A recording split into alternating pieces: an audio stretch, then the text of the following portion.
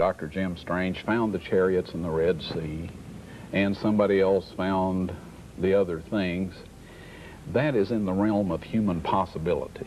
A group of modern salvage divers has recently made an extraordinary dive into the Red Sea. Instead of searching for ancient riches, they were exploring an enigma that's centuries old, nearly 500 years old. The great story tells that deep in the sea, chariot wheels that belonged to an Egyptian pharaoh lie covered by the waves. The divers were completely shocked by their discovery. At the bottom of the ocean were extraordinary discoveries that would confirm some mysteries that had been previously dismissed as fiction. Here's the truth. What the divers experienced suggests something very significant happened in the Red Sea, but it's not good at all. But if the ancient legends were merely myths, how did these modern divers stumble upon evidence buried for centuries beneath the waves? And could their findings rewrite everything we thought we knew about the Exodus?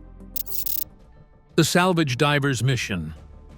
The operation commenced fairly quietly, just as planned. In late 2024, a specialized team convened at Aqaba in Jordan, including specialized salvage diving team members, in addition to marine technical personnel. The goal was to conduct an exploration of a forgotten section of the Red Sea seabed off Nuweiba Beach. Nuweiba Beach is located along Egypt's coastline, lining the Gulf of Aqaba. This expedition differed fundamentally from typical diving operations. Rather than searching for sunken vessels or lost cargo, the team pursued a historical enigma linked to Wyatt, who, approximately 500 years earlier, claimed to have discovered chariot wheels belonging to Pharaoh Ramses II. It was a team of seasoned marine engineers, former military divers, and underwater archaeologists that made up this eclectic coalition. Some participants had public profiles, while others clung to strict anonymity. Their kit list included advanced sonar imaging systems, deep-sea drones with high-resolution cameras, and submersible scanners capable of detecting minute deviations in sediment density. Despite the advanced technology of their mission,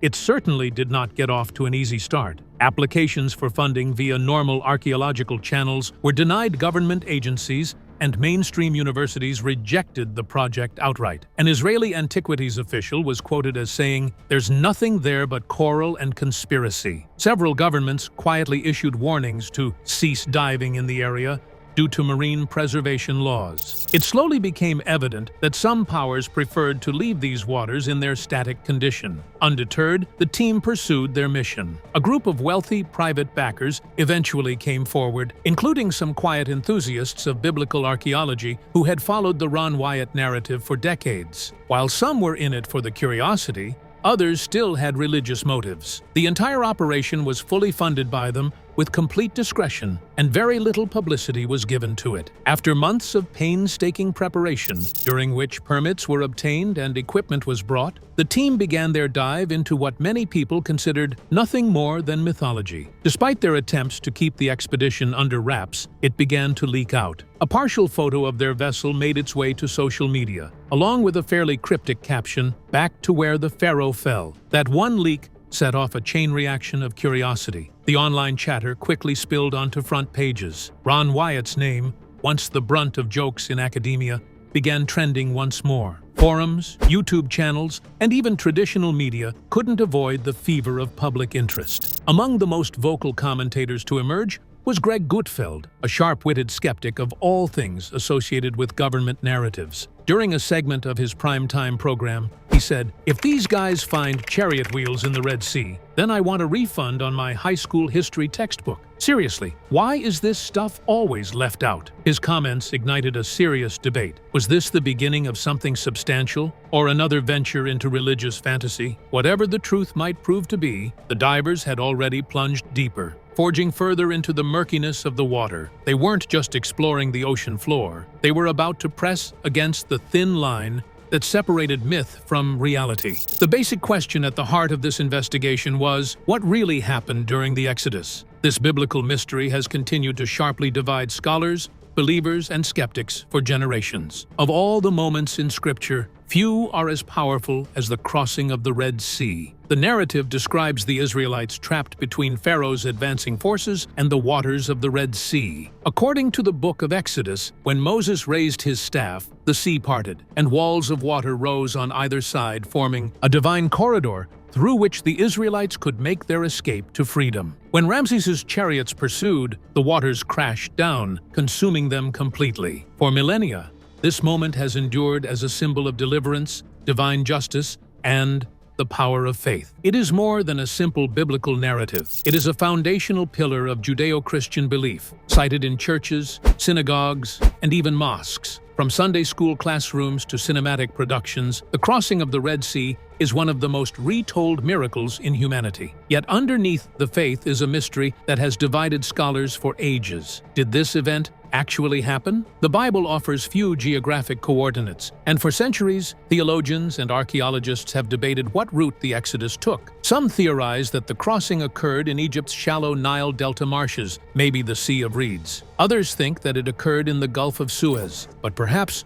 one of the most contentious and resilient theories maintains that the crossing did not take place within Egypt proper, but farther east, at Nuweiba Beach in the Gulf of Aqaba. The proponents of this theory point to the topography. Nuweiba Beach is characteristically wide and flat, able to hold a large fleeing population, and beneath its waters lies an underwater land bridge connecting the Sinai Peninsula to the Arabian side. Might this have been the path the Israelites crossed? Mainstream historians are not convinced. Scholars like Israel Finkelstein view the account of Exodus, including the Red Sea miracle, as not a historical fact, but as a cultural myth born during the Babylonian exile to forge a nation's identity. And within this worldview, the story was never intended to be taken literally, but as a symbol of man's liberation and God's protection from persecution. And critics immediately point to one omission: the absence of concrete archaeological evidence. No Hebrew encampments have been found, nor any remnants of Egyptian pursuit. Decades of expeditions have searched for this elusive proof and come up empty. The disappointments only strengthened scholarly skepticism, and most academic institutions have distanced themselves from the topic altogether. But what if there is something beneath the surface? Many people believe that there is, and this conviction was reinforced by someone whose name inevitably comes up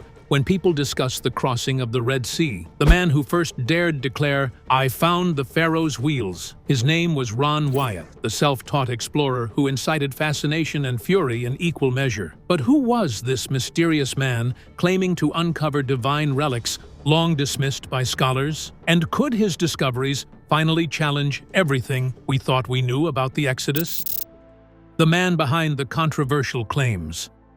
There are few figures in the field of biblical archaeology as surrounded by controversy as the figure of Wyatt. Unlike some of his colleagues, Wyatt lacked academic credentials or an archaeological license. Much of his life was spent working as a nurse and anesthetist in Tennessee. But behind the facade of this very ordinary career was an extraordinary conviction that the Bible was not just a spiritual guide, but a record of history that waited to be confirmed. In the 1970s, Wyatt dramatically quit medicine and launched a career that would result in some of the most controversial claims in religious archaeology. Working independently, he subsidized his expeditions through small donations from friends, church congregations, and individual supporters. Rather than cultivating publicity, Wyatt insisted that divine providence had selected him to discover concrete proof of the Bible's most astonishing miracles. His early searches led him to Turkey, where he insisted he found Noah's Ark on Mount Ararat. This was followed by the discovery of Mount Sinai in Saudi Arabia, where a charred surface testified to divine intervention. Successive discoveries led to greater publicity, as public opinion over his assertions polarized sharply. Depending on one's perspective, he was a visionary seeker of truth or a deluded amateur. Yet nothing would capture the imagination of the world quite like his 1978 expedition to the Red Sea. That summer, Wyatt ventured to the eastern coast of the Sinai Peninsula, to a place called Nuweiba Beach. Equipped with only basic diving gear and little institutional backing, he dived into the Gulf of Aqaba, motivated by a sense based both in faith and in geography. If Wyatt could be trusted, his undersea finds had been unprecedented. Under the coral, he had seen the remains of what he said were Egyptian chariot wheels, from formations that he swore had 4, 6, or 8 spokes preserved in coral-like stone. And he said he had seen skeletons that he thought were humans, femurs and skulls displaying evidence of serious trauma. And he even reported seeing some kind of clear circular object shining in the waves, which he thought could be a gold-plated chariot wheel. Several times, Wyatt claimed to have seen a Criterion underwater land bridge connecting Nueva to the Arabian Peninsula, which he believed was the same route that Moses had led the Israelites across. As it was, Wyatt believed, the timing, the location, and the formations all perfectly matched. It was, if he was to be believed, divine evidence manifest before his eyes. Yet, when asked to prove his claim, Wyatt was roundly criticized. He had no authenticated photos or peer-reviewed records. No artifacts turned up for many years. Authorities continually denied him permission, and scientific journals refused to publish his findings. They maintained that his work did not meet the standards of science,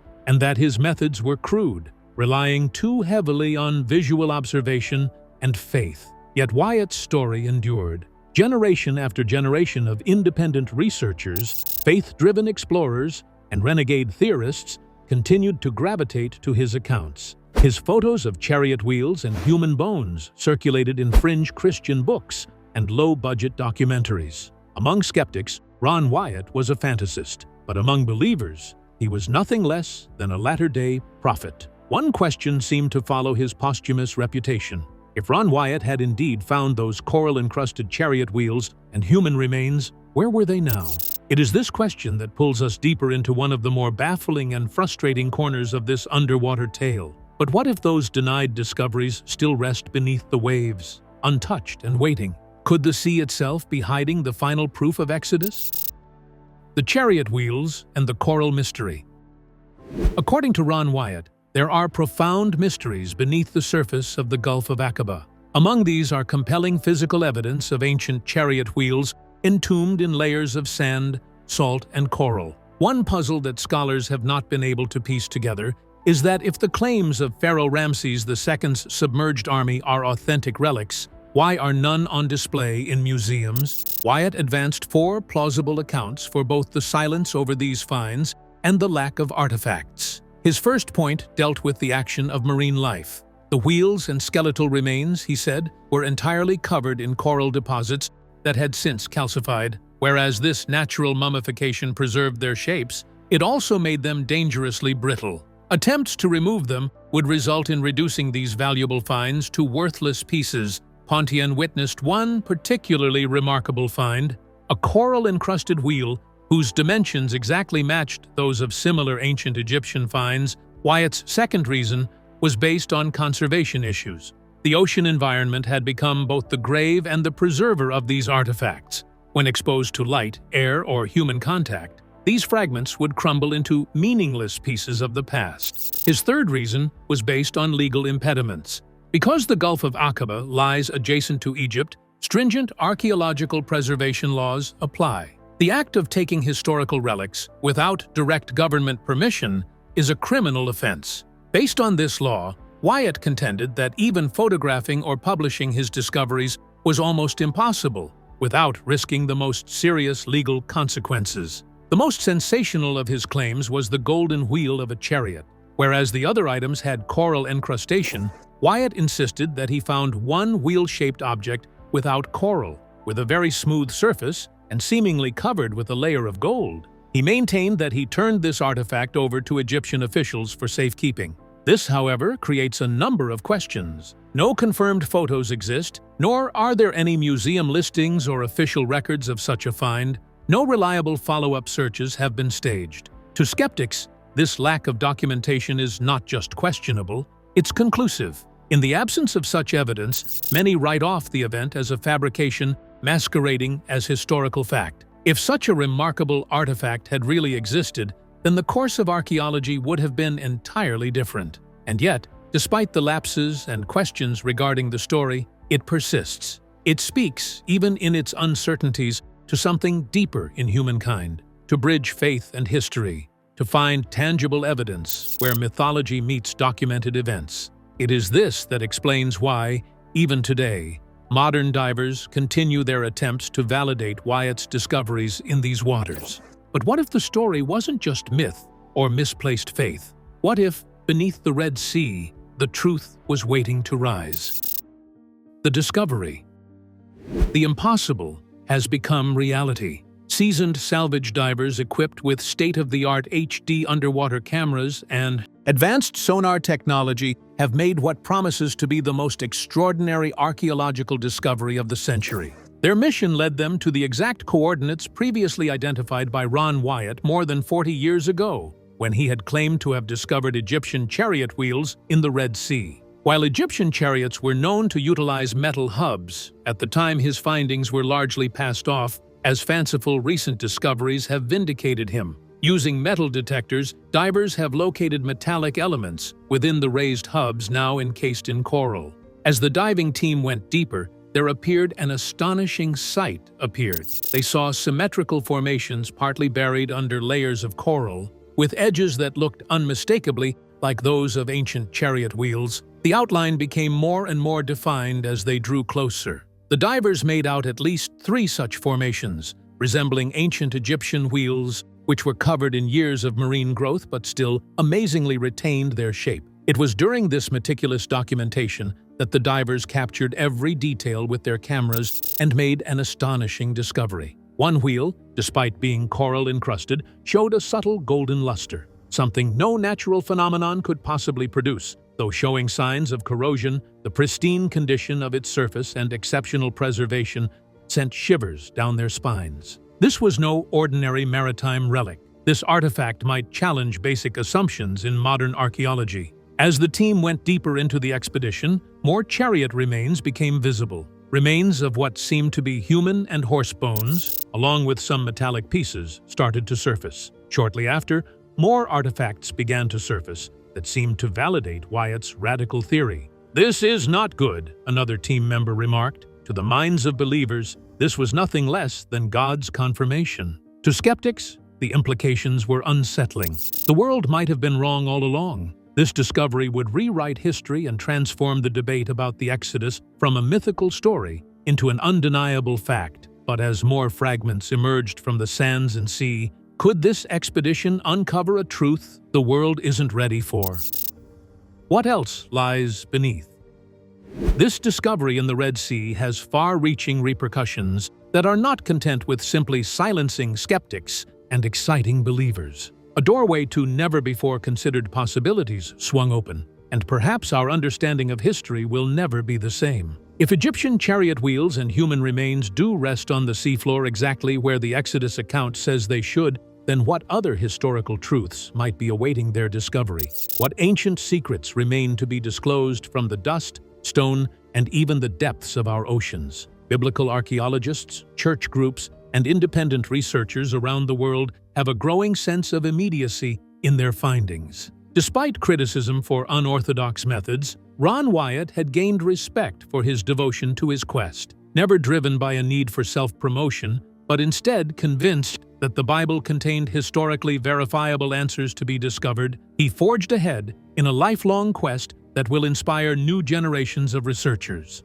Mount Sinai in Saudi Arabia, once the source of much contentious debate and subsequent rejection, now attracts new interest. Modern expeditions are making use of state-of-the-art technologies, drones carrying 3D mapping devices and satellite thermal imaging. In Turkey, where many believe Noah's Ark has been preserved in stone, new expeditions are being mounted. The Dead Sea region is also heating up, as rumors of undiscovered biblical scrolls hidden deep in unexplored caves are once more drawing explorers back into the Judean wilderness. The entire landscape of archaeological investigation is fundamentally changing. Traditional excavation methods are supplemented by artificial intelligence in a way that transforms our capacity to explore ancient tunnels, underwater formations, and forgotten burial sites. Such systems are capable of locating patterns, anomalies, and hidden structures that continue to evade human observation.